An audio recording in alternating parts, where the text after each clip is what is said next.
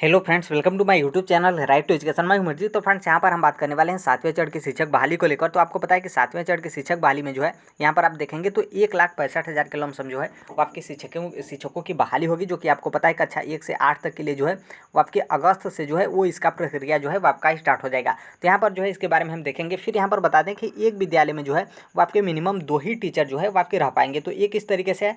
आगे इसके बारे में नेक्स्ट मतलब आगे हम इसी में जो है इसके बारे में हम डिस्कस करेंगे। फिर यहाँ पर क्या है कि आपका ऑनलाइन जो है वो सेंट्रलाइज तरीके से जो है वो आपके आवेदन लिए जाएंगे। फिर उसके बाद जो है नियोजन इकाई बार भेजा जाएगा। फिर उसके बाद जो है आपकी मेरिट लिस्ट आएगी। फिर उसके बाद ज्वाइनिंग वगैरह का प्रक्रिया आपका चलेगा। तो यहाँ पर जो है हम इस वीडियो में जो है इसके बारे में डिटेल में जो है वो बात करेंगे 7वें चरण के शिक्षक बहाली को लेकर, जो कि आपको पता है कि 1,65,000 जो है उस शिक्षकों की बहाली होगा, जो कि यहाँ पर आप देख सकते हैं यहाँ पर जो है वो दिया हुआ है। तो यहाँ पर आप देखेंगे 1,65,000 शिक्षकों की बहाली जो है वो आपके 7वें चरण में होगी, जो कि 7वां चरण कक्षा 1 से लेकर 8 तक के लिए जो प्रस्तावित है डेट वो आपका अगस्त से ही मतलब प्रस्तावित है कि अगस्त से जो है वो आपकी मतलब 7वें चरण के लिए शिक्षक बहाली की प्रक्रिया जो है वो आपका स्टार्ट हो जाएगा। जो कि 1,65,000 टोटल टीचर हैं, ये आपके 1 से लेकर 12th तक हैं। लेकिन आप यहाँ पर देखेंगे 9 से लेकर 12th तक जो माध्यमिक के आते हैं, इसका प्रक्रिया जो है वो आपका अक्टूबर से जो है वो आपका स्टार्ट हो जाएगा। तो इस बात को आप ध्यान रखिएगा। 1,65,000 का जो प्रक्रिया है वो आपके अगस्त से ही नहीं स्टार्ट होगा, बल्कि अगस्त से जो है वो आपके कक्षा 1 से 8 तक के लिए मतलब जो प्रारंभिक स्कूल के टीचर होते हैं कक्षा 1 से 8 तक के लिए, उनका जो है वो आपका अगस्त से जो है वो ज्वाइनिंग की प्रक्रिया जो है वो आपका आरंभ हो जाएगा। तो यहाँ पर जो है इसके बारे में आप समझ गए होंगे। फिर आगे हम यहाँ पर चलेंगे। तो यहाँ पर आप देख लीजिए, यहाँ पर बताया गया कि सेंट्रलाइज ऑनलाइन पढ़ेंगे आवेदन। पोर्टल पर जो है आपकी मेरिट लिस्ट बनेगी। फिर यहाँ पर बताया गया कि प्राथमिक शिक्षा निदेशक ने जिलों से जो है वो मांगी है प्रारंभिक शिक्षकों की रिक्तियाँ। तो अब यहाँ पर रिक्तियाँ मांगी है, तो ऐसा बिल्कुल आप मत सोचिएगा कि फिर से स्कूल में काउंट होगा, हर एक काउंट होगा कि कितनी रिक्तियाँ हैं, ऐसा नहीं है। बल्कि जिलों में जो है वो रिक्तियाँ काउंट करके रखी हुई है, और जिले के जो भी पदाधिकारी हैं उनको जो है वो निदेशालय में या फिर शासन में जो है वो रिक्तियाँ जो है वो सौंपना है। तो यहाँ पर आप देख सकते हैं तकरीबन यहाँ पर बताया गया कि प्राइमरी से लेकर +2 तक के लिए जो है वो 7वें चरण में 1,65,000 शिक्षकों की बहाली जो है वो यहाँ पर की जाएगी। फिर यहाँ पर थोड़ा सा आप देख सकते हैं, यहाँ पर जो बताया गया कि यहाँ पर आप देखेंगे तो यहाँ पर बताया गया कि बहाली के, फिर नीचे आप आइए, फिर यहाँ पर बताया गया कि बहाली के सेंट्रलाइज ऑनलाइन आवेदन लिए जाएंगे। पोर्टल पर जो है वो मेरिट लिस्ट बनेगी। फिर मेरिट लिस्ट जो है वो आपका पोर्टल पर जो बना होगा, पोर्टल पर मेरिट लिस्ट बनने के बाद जो है नियोजन इकाइयों को जो है वो दी जाएगी।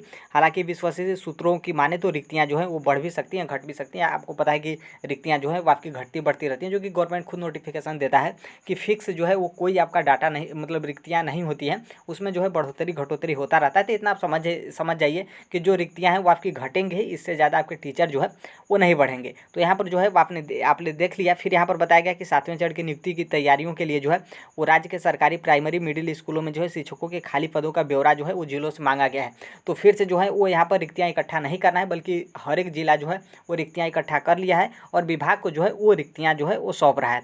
फिर आगे थोड़ा सा देखेंगे तो आगे यहाँ पर बताया गया कि जो प्रारंभिक शिक्षा निदेशक हैं रवि प्रकाश ने ये सभी जिलों से जो है वो सभी जिलों के पदाधिकारियों से जो है वो रिक्तियाँ मांगी हैं, जो कि आपको पता है कि हर एक जिले के पदाधिकारी जो है वो रिक्तियाँ पहले ही इकट्ठा कर लिए थे। अब जो है वो रिक्तियाँ कितनी हैं, हर एक जिले की जो है वो रिक्तियाँ शासन को जो है वो भेजे जा रही हैं।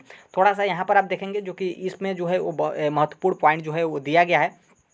तो यहाँ पर जो है वो बताया गया है कि सेवा मुक्त से मतलब रिक्तियों के बारे में, जिनका रिक्तियाँ जो हैं वो लिया गया है।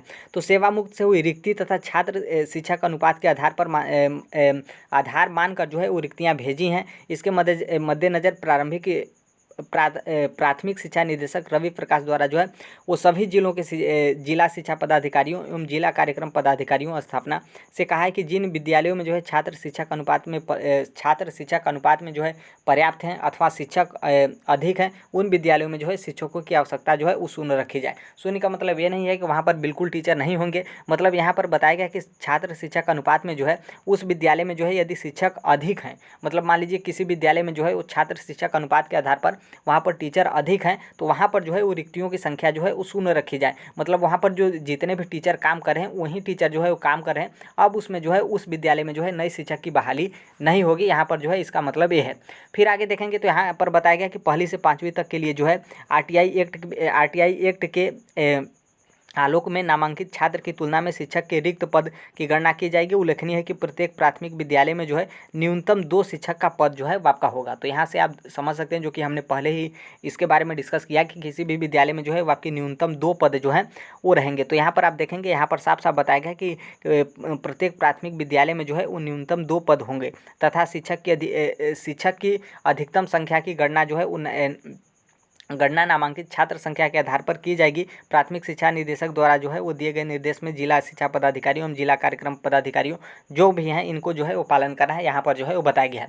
तो यहाँ पर आप देखेंगे न्यूनतम 2 शिक्षक की जो है वो आवश्यकता है, यहाँ पर बताया गया है। लेकिन यहाँ पर एक बात और ध्यान रखिएगा कि मान लीजिए उस विद्यालय में जो है वो छात्रों की संख्या अधिक रहेगी। अब ऐसा तो है नहीं कि छात्र की संख्या अधिक होगी तो उस विद्यालय में एडमिशन बंद हो जाएगा, या फिर जो है उस विद्यालय में या फिर गवर्नमेंट जो है वो तुरंत नया विद्यालय जो है वो खोल देगी, तो ऐसा बिल्कुल नहीं है। तो मान लीजिए उस विद्यालय में छात्रों की संख्या अधिक बढ़ती है तो उस विद्यालय में जो छात्र मतलब जो टीचर हैं उनको भी मतलब एक तरीके से आप समझ सकते हैं कि यदि बच्चों की संख्या अधिक होगी तो वहाँ पर जो है वो टीचर की संख्या जो है वो अधिक होगी। मान लीजिए किसी भी विद्यालय में बच्चों की संख्या कम है या फिर नगण्य है, मान लीजिए बहुत कम बच्चे आ रहे हैं, क्योंकि बहुत सारे ऐसे विद्यालय हैं जहाँ पर बहुत कम बच्चे हैं, तो उस विद्यालयों में जो है वो न्यूनतम जो है वो 2 शिक्षक जो है वो यहाँ पर काम करेंगे। इस बात को जो है वो आप ध्यान रखिएगा, यहाँ पर जो है इसी के बारे में बताया गया है। फिर यहाँ पर यही बताया गया है कि कक्षा 6ठी से लेकर 8वीं तक के लिए जो है आरटीआई एक्ट के अनुसार जो है नामांकित छात्र संख्या के आधार पर विषयवार शिक्षक के रिक्त पदों की जो है वो गणना की जाएगी। मतलब कक्षा 6 से 8 तक के लिए आपको पता है कि कक्षा 6 से 8 तक के लिए मिडिल में मतलब जूनियर में जो है वो आपके जो मतलब जो आपका सब्जेक्ट कॉम्बिनेशन होता है उसी के आधार पर जो है वो शिक्षकों की बहाली होती है, जो कि कक्षा 1 से 5 तक के लिए प्राथमिक के लिए जो है वो आपका मतलब एक तरीके से आप समझ सकते हैं कि कंपलसरी टाइप का, मतलब उसमें सब्जेक्ट कॉम्बिनेशन का कोई मैटर नहीं रहता है। नॉर्मल जो है वो कक्षा 1 से 5 तक के लिए जो है वो जो भी टीचर बनते हैं वो सभी विषय के लिए जो है वो टीचर बनते हैं। लेकिन कक्षा 6 से 8 तक के लिए जो है आपको पता है कि विषयवार जो है वो टीचर बनते हैं, जिस विषय से उनका ग्रेजुएशन रहेगा उसी विषय के जो है वो टीचर बन सकते हैं। फिर यहाँ पर जो है वो आपके छठे चरण के शिक्षक बहाली के लिए बताया गया कि 90,762 पद के लिए जो है वो शिक्षक बहाली हुआ था, जिसमें से तकरीबन जो है 42,000 शिक्षकों के पद बहाली हुई।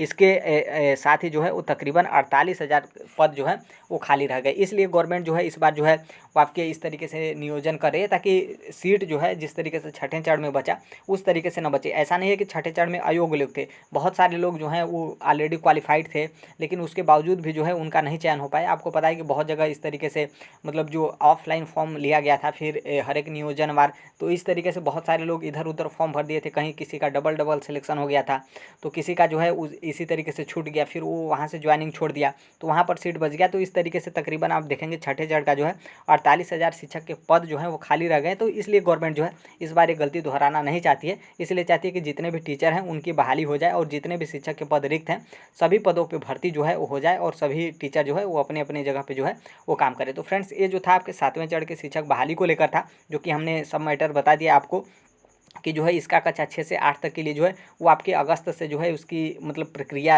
आपको देखने को मिलेगा, जो कि ज़्यादा दिन टाइम भी नहीं है, 20-25 दिन के बाद जो है वो आपका अगस्त आ ही जाएगा। तो यहाँ पर जो है 2 शिक्षकों के बारे में भी हमने बता दिया कि जिस विद्यालय में छात्र की संख्या कम रहेगी वहाँ पर जो है वो आपके 2 शिक्षक जो है वो आपके सिर्फ रहेंगे। बाकी यदि छात्र की संख्या अधिक होती है तो छात्र शिक्षक अनुपात के आधार पर जो है वहाँ पर शिक्षकों की संख्या जो है वो बढ़ाई जाएगी।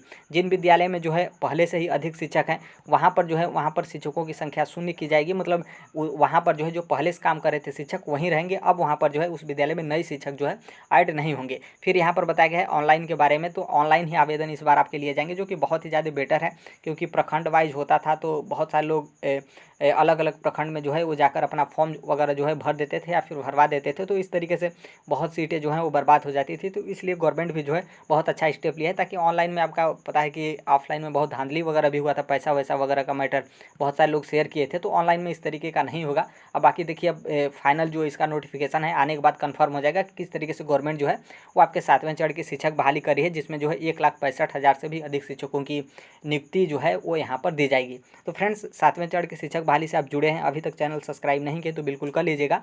मिलते हैं अगले नेक्स्ट वीडियो में, तब तक के लिए thank you, bye bye, take care, all the best, thank you for listening, God bless you all, thank you.